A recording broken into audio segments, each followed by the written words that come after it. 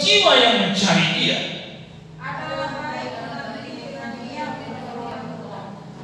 Puji Tuhan, silakan dulu. Bapak Ibu Saudara, kitab Ratapan ini adalah kitab firman Tuhan yang diberikan oleh Tuhan kepada Nabi Yeremia untuk disampaikan kepada umat yang ada pada masa itu, dan juga untuk disampaikan bagi kita yang hidup di zaman masa ini. Isinya adalah doa, ratapan, tangisan seorang nabi. Nabi Yeremia sebelumnya sudah menasihati bangsa Israel agar mereka kembali ke jalan Tuhan, agar mereka meninggalkan sesuatu yang mungkin mereka lakukan yang tidak berkenan kepada Tuhan. Tetapi bangsa Israel ini tegar tengkuk, keras kepala. Akhirnya bangsa Israel ini tetap melawan kehendak Tuhan. Ketika mereka melawan kehendak Tuhan, maka mereka dikalahkan oleh bangsa Babel. Ya, bangsa Babel itu kalau sekarang itu Irak ya, di Timur Tengah. Jadi mereka dikalahkan oleh bangsa Babel. Bait suci yang dibangun oleh Salomo sangat besar. Istana Salomo sangat megah. Kerajaan Israel sangat makmur. Tetapi ketika mereka ditaklukkan bangsa Babel, maka semua kemegahan bait suci dihancurkan. Bayangkan Bapak Ibu, bait suci dihancurkan ya. Bait suci yang dibangun dengan biaya yang sangat luar biasa dihancurkan. Istana Salomo yang begitu megah dihancurkan dan dibakar. Bahkan nama-nama raja Israel yang pernah mencapai puncak kejayaan itu semuanya seolah-olah tidak ada. Bapak Ibu Saudara, karena itu jemaat Tuhan, orang Israel yang ada ditaklukkan oleh bangsa Babel ini kemudian tidak cukup sampai di situ. Mereka diangkut dan dibuang ke Babel. Dan di Babel mereka betul-betul bergumul tentang sesuatu. Kenapa kita mengalami seperti ini? Bapak Ibu Saudara-saudara, padahal kita adalah bangsa pilihan Tuhan. Sepertinya kita sudah tidak disukai oleh Tuhan lagi. Hati-hati kan itu Bapak Ibu ya. Ketika jemaat Tuhan sudah dinasihati oleh hamba Tuhan berulang kali, tapi Bapak Ibu tidak mau mendengarkannya. Bapak Ibu, akibatnya adalah kita akan menerima sendiri apa yang akan kita alami. Bapak Ibu Saudara, karena itu berbahagialah apabila Bapak Ibu masih dinasihati oleh hamba Tuhan. Nah Bapak Ibu, di Babel pekerjaan daripada orang Israel hanya melamun di sungai yang ada di Babel. Ya, ada sungai di Babel yang sangat luar biasa besarnya. Dan di sana orang Israel merenung, melamun, meratapi diri.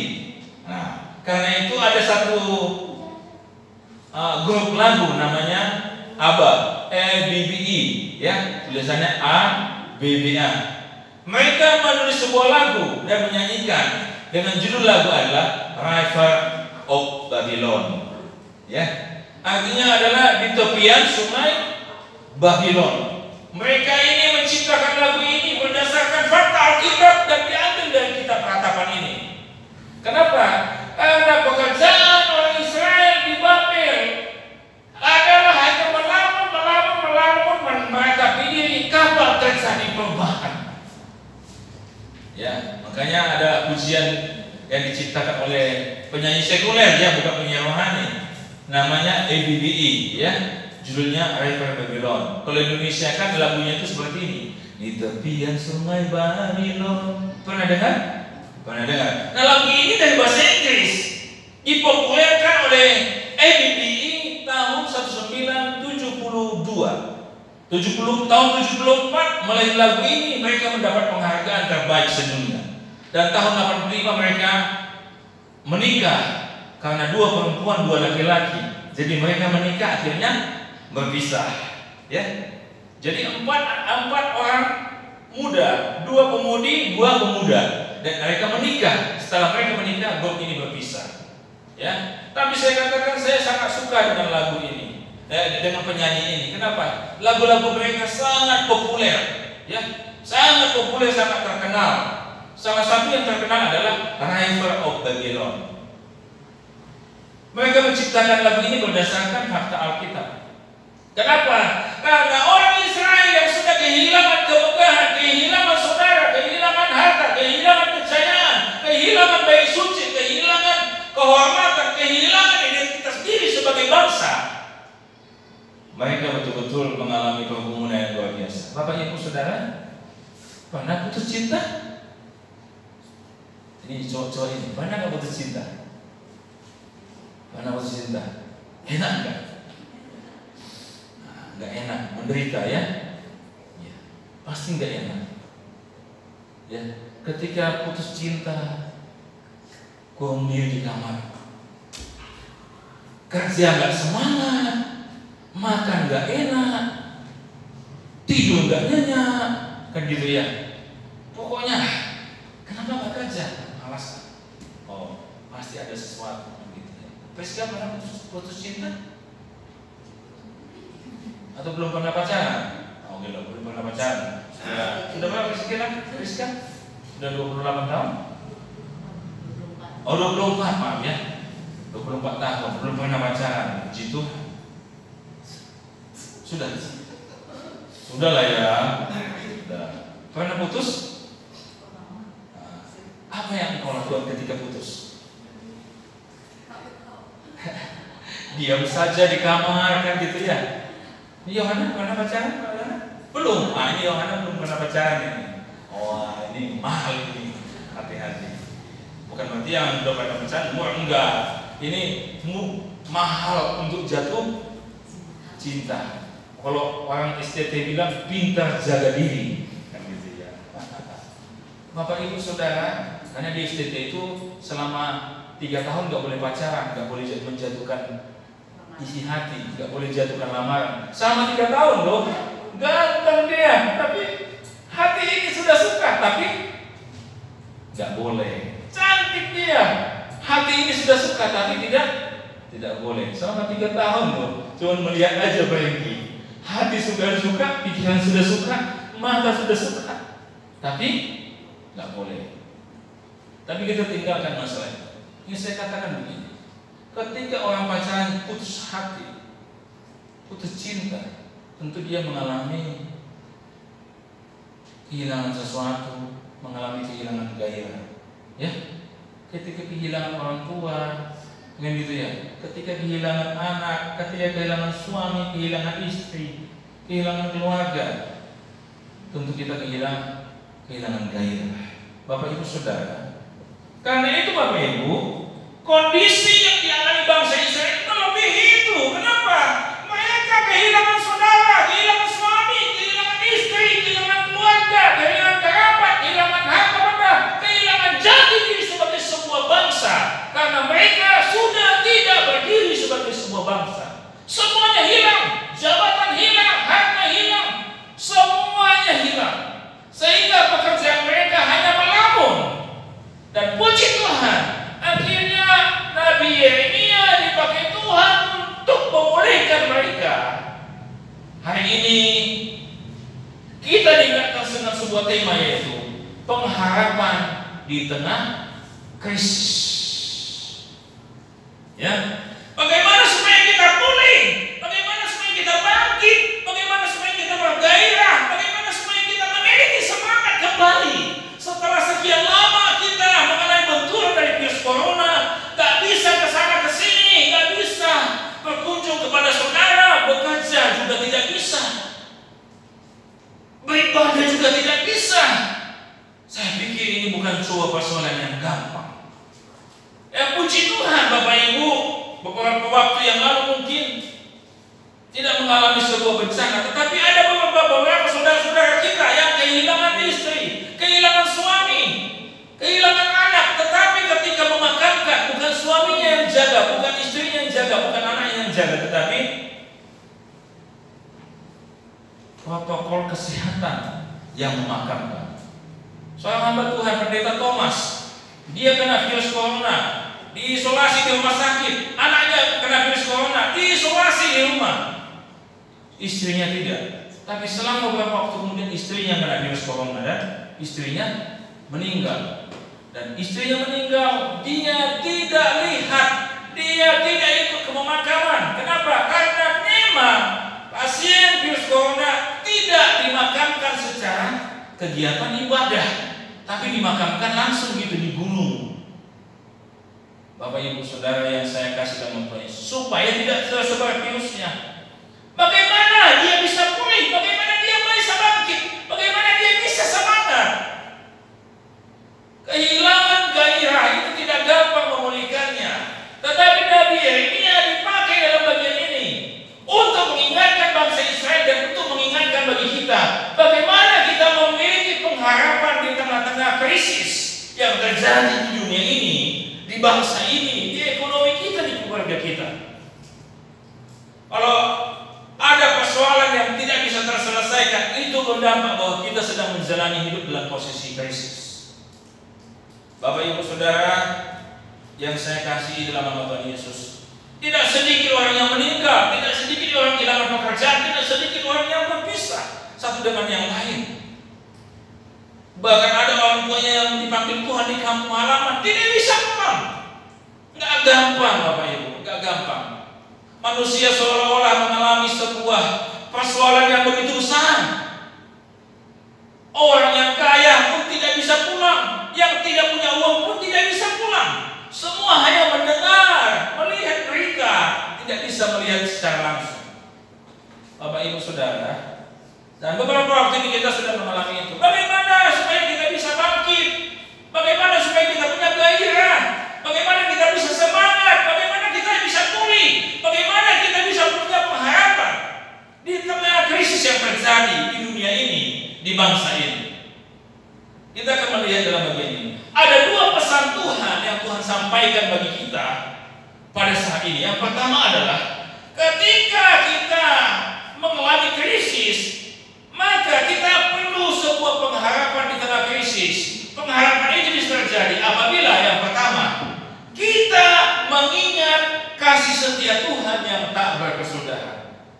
Sekali lagi, apabila kita mengingat adanya kasih setia Tuhan yang tidak berkesudahan. Kenapa begitu? Karena ada orang yang mengikut Tuhan ketika sesuatu yang dia mimpikan tidak terjadi seperti apa yang diharapkan, dia mempersalahkan Tuhan. Dia mempersalahkan Tuhan, seolah-olah Tuhan jauh daripadanya, seolah-olah Tuhan tidak mau memulihkannya. Pemahaman ini yang berbeda dimiliki oleh Nabi Yeremia. Pengharapan akan kasih setia Tuhan yang tak berkesudahan, yaitu pengharapan akan diberikan kesempatan kembali oleh Tuhan ketika bangsa Israel bertobat. Bapak Ibu Saudara-saudara, coba kita lihat ya dalam ayat 21.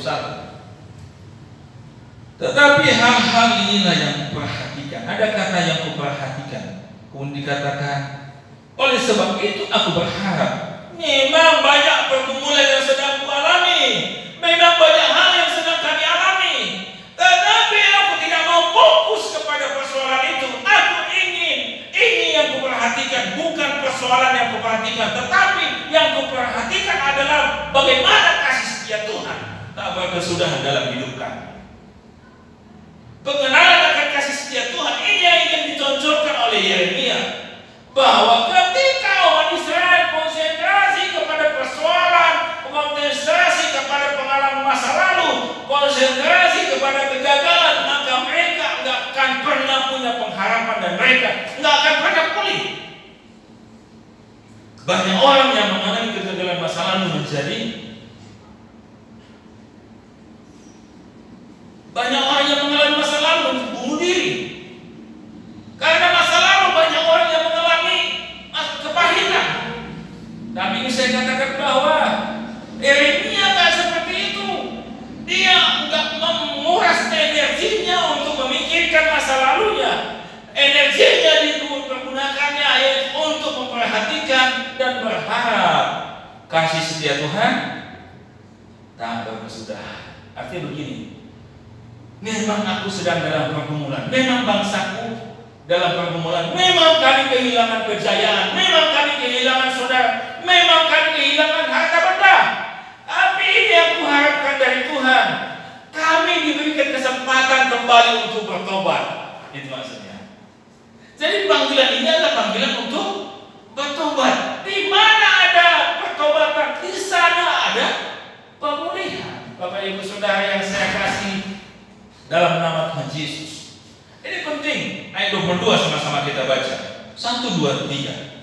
Tak berkesudahan kasih setia Tuhan, tak habis-habisnya rahmatnya, selalu baru tiap pagi. Besar kesetiaanmu.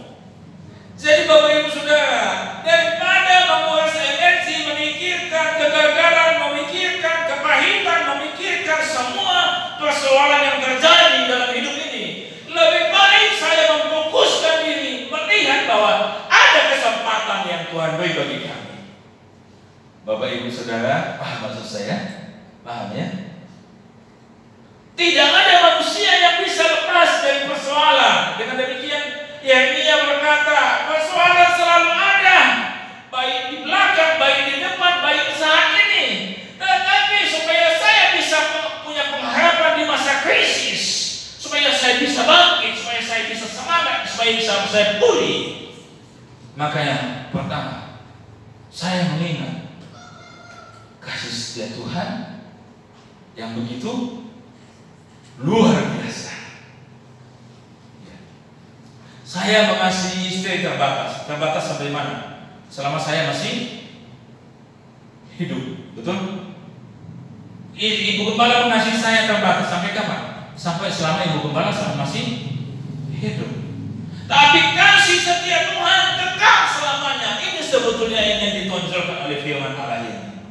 Itu yang bisa memulihkan, itu yang bisa membangkitkan dari keterpurukan ekonomi, dari keterpurukan apa saja.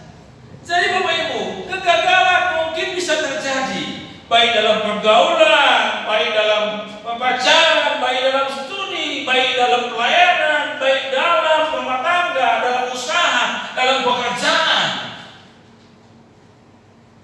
Omset biasanya 50 juta satu bulan, turun jadi 25. Persoalan nggak? Lain. Persoalan nggak? Persoalan kan? Biasanya dapat 2 juta, ya gitu ya. Kali ini cuma dapat 1 juta. Persoalan nggak? Persoalan. Mungkin sudah direncanakan. Oh, bulan 12 pulang mengaku mau nikah kan gitu ya. Hah? Gimana mau pulang ini? Biasanya 3 juta, 500.000 setiap bulan yang dapat, kan gitu ya. Itu persoalan. Pekerjaan, Bapak Ibu masih bisa. Orang yang punya usaha mulai belum tikar, nggak punya penghasilan, membayar utang, cicilan setiap bulan. Luar biasa sih, cicilan setiap bulan. Ada orang yang suka saya layani itu, cicilannya katanya 11 juta setiap bulan, tarikannya 200.000 setiap hari. Oke Bapak, 11 juta setiap bulan, tarikannya 200.000 satu hari. Berarti satu bulan dapat berapa? Kurang lebih 5 juta setiap bulan dapatnya. Sementara yang mesti ditutupinya 11 juta, belum lagi untuk makan, belum biaya sekolah anaknya, itu cicilannya 11 juta. Nggak gampang. Sampai saat ini kami masih bimbing dia, jarak jauh. Ya, kami tidak kenal dia, tapi Tuhan izinkan dia dapat nomor saya dan kami layani terus sampai saat ini. Dia suruh bunuh diri, dia mau beli racun, dikasih minum ke istrinya, ke anaknya, habis itu dia minum katanya.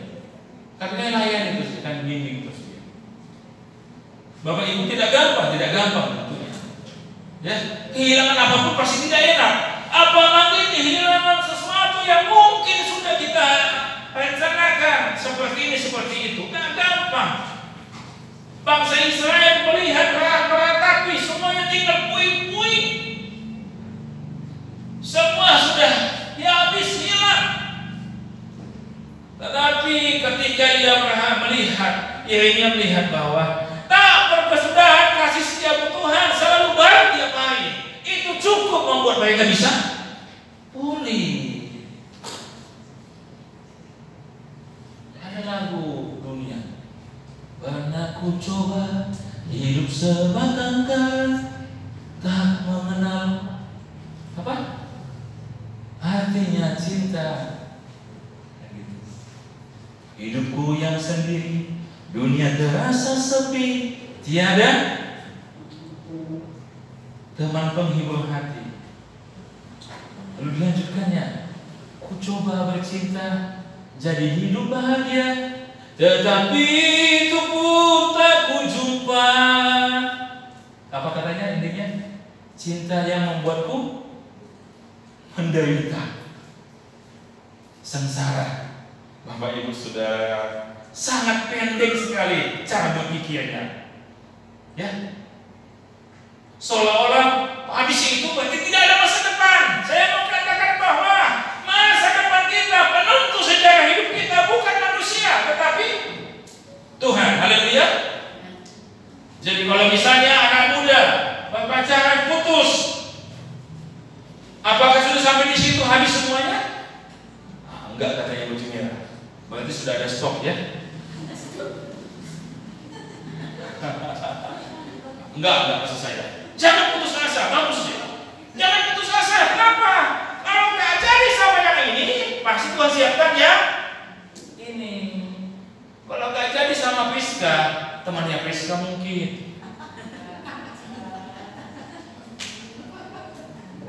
Begitu.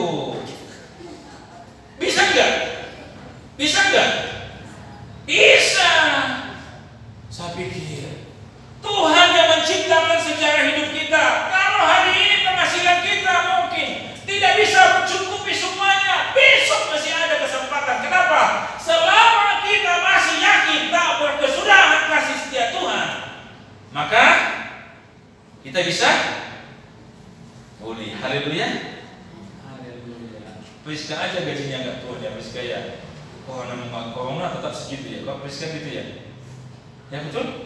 Namanya kasih kan gitu ya.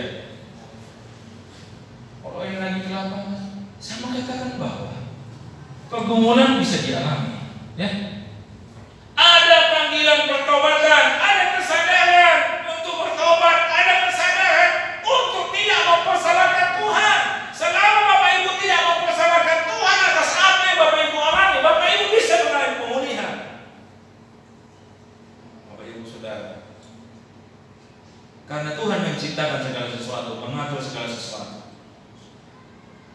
Perjalanan gereja kita ini saya katakan, dulu kita tidak punya tanah, kontrak, lalu dipinjamkan tanah, lalu mengalami persoalan, ditutup gereja selama 1 tahun, ibadah pindah-pindah ke rumah dan kontrak tempat ibadah lain, pinjam. Tapi Tuhan, keyakinan kami bahwa kasih setia Tuhan tak berkesudahan dan tak ada habis-habisnya bagi kami. Ini yang kami pegang, sehingga kami tetap bertahan dalam melayani Tuhan. Opung Bastian dalam keadaan sakit, betul kan? Ada persoalan, ada kebutuhan, tidak bisa pulang dan sebagainya. Pak Bastian, jangan boros energi. Bukan kita tidak peduli, tetap bawa dalam doa orang tua. Tapi kita mesti ingat selalu, Tuhan, kau gak pernah salah dalam bagian ini. Kau tetap mengasihi kami. Kau Tuhan yang mengasihi orang tua kami, Tuhan juga yang mengasihi kami. Karena itu apapun yang kami alami, kami tetap percaya bahwa Tuhan setia pada kasih-Nya. Ini perlu. Suami istri pacaran atau pacaran sangat sayang dan sebagainya, bilang, Mom, I love you Mom. Ada teman saya itu ya, pokoknya kalau setiap berangkat kerja, I love you Mom, I love you Mom, gitu. I love you Mom. Saya senang lihat cara dia, tapi saya memang nggak terbiasa sama Ibu Gembala. Bapak bikin tangan Ibu Gembala langsung sikut saya. Saya senang, tapi saya lihat bahwa memang mereka sudah membiasakan itu. Cuma kita kan belum tahu. Nanti setelah usia 60-70 tahun, nggak tahu kan? Setelah tua ompong peor. Mungkin karena istrinya masih cantik, masih apa? Kan gitu ya. I love you Mom. Saya telepon begitu, ketemu juga gitu. Itu bisa berubah, ya. Mungkin suami dipanggil Tuhan atau istri dipanggil Tuhan, tapi kasih setia Tuhan, walaupun suami dipanggil Tuhan, walaupun istri dipanggil Tuhan, tetapi kasih setia Tuhan nggak pernah berubah, nggak pernah habis. Ini perlu. Ya Tante Ika ya, suami belum mau datang ke gereja, nggak apa-apa. Yang kulihat adalah kasih setia Tuhan. Kiranya kasih setia Tuhan itu terus aku ingat, sehingga membuat aku menjadi kuat. Banyak kebutuhan kita, banyak persoalan kita, tapi dengan mengingat kasih setia Tuhan, kita bisa tetap kuat. Haleluya. Paham maksud saya? Karena itu kerjakanlah apa yang bisa kita kerjakan. Kerjakanlah apa yang bisa kita kerjakan dengan semangat. Usaha dengan modal yang pas-pasan, kerjakan aja apa yang bisa kita lakukan. Kenapa? Karena kita yakin akan adanya kasih setia Tuhan bagi kita. Orang mengasihi seseorang biasanya karena pangkat, karena harta dan sebagainya. Ibu Gembala bilang gini, kadang orang di sini kelompok yang tidak menghargai kita sebagai kepala jemaat, sebagai hamba Tuhan, karena memang kita belum punya apa-apa katanya. Tapi kalau kita misalnya keluarga pendeta Songing sudah punya rumah, punya ruko, punya mobil, mungkin orang-orang bisa menghargai kita. Bisa jadi kan? Tapi kasih setia Tuhan tidak seperti itu. Apapun keadaan kita, situasi kita, keuangan kita, kasih setia Tuhan itu tetap bagi kita. Nggak melihat kita suku apa, nggak melihat latar belakang kita apa, bagaimana, sekolah kita bagaimana. Inilah hebatnya kasih setia Tuhan. Jadi Bapak Ibu, pengharapan kita di tengah krisis kita bisa bangkit, kita bisa pulih apabila kita mengingat akan kasih setia Tuhan. Haleluya. Ini pertama. Yang kedua, kita bisa bangkit, kita bisa pulih, dan pengalaman ini bisa menjadi sebuah kesaksian dalam hidup kita, sehingga kita tidak stres, tidak putus asa terhadap apa yang kita alami. Yang pertama bahwa kita mengingat kasih setia Tuhan. Yang kedua adalah Yeremia diingatkan untuk yang kedua bukan hanya ingat kasih setia Tuhan, untuk tekun mencari Tuhan. Coba kita lihat ayat yang 25 sampai 28. Sama-sama kita baca. 1, 2, 3. Tuhan adalah baik bagi orang yang berharap kepadanya, bagi jiwa yang mencari Dia. Adalah baik menanti dengan diam pertolongan Tuhan. Yeremia diingatkan Tuhan dan menyampaikan agar ketika mereka mengalami krisis, bagaimana mereka bisa mengalami pemulihan, bangkit dari keterpurukan ekonomi, keterpurukan moral, mental, spiritual. Yaitu yang kedua adalah Yeremia harus tekun mencari Tuhan. Orang yang tekun mencari Tuhan, orang yang selalu rindu Tuhan, orang yang selalu bersekutu dengan Tuhan, orang yang selalu hanya mengandalkan Tuhan, dia pasti akan mengalami lawatan Tuhan dalam hidupnya. Dia akan kuat menghadapi persoalan, dan apapun yang dibuatnya akan diberkati oleh Tuhan. Bapak Ibu Saudara-saudara, ayat 25 itu begitu luar biasa. Tuhan itu baik bagi yang mau bertobat, Tuhan itu baik bagi orang yang mau mencarinya.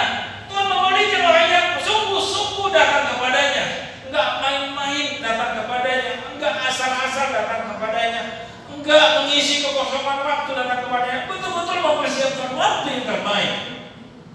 Bapak Ibu Saudara, menanti dengan diam pertolongan Tuhan. Atau artinya Bapak Ibu, saya coba pikirkan apa maksud menanti dengan diam. Ketika orang menanti pertolongan Tuhan tapi tidak kesana kesini, itu maksudnya. Kenapa? Karena ada kebiasaan bangsa Israel.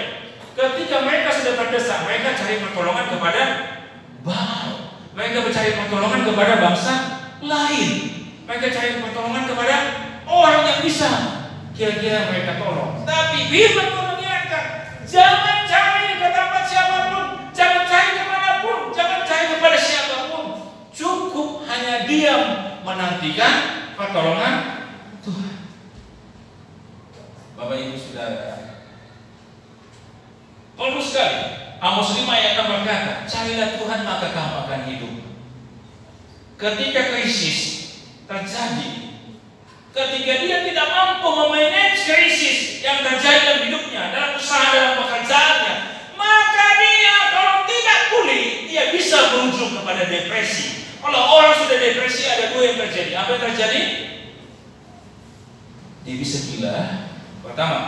kedua dia bisa bunuh diri. Kalau orang sudah depresi, larinya ke situ. Kalau orang sudah depresi berarti dia menganggap bahwa jalan sudah buntu, enggak ada lagi. Maka orang bisa kehilangan kesehatan jiwa dan kehilangan nyawa. Nggak kebayang, ganteng-ganteng, nah gitu ya.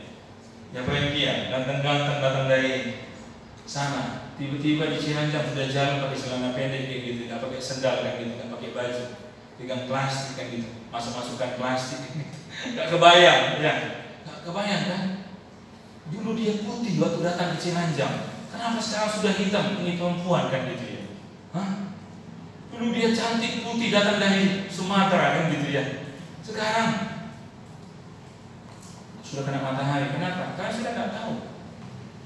Bapak Ibu saudara-saudara sudah tidak paham diri. Biasanya itu karena stres yang sedang dihadapi dan tidak punya pegangan kemana, bagaimana, sehingga dia mencoba dengan kekuatannya. Dua jalan terakhirnya, dia depresi dia bisa bunuh diri dan kehilangan jiwa.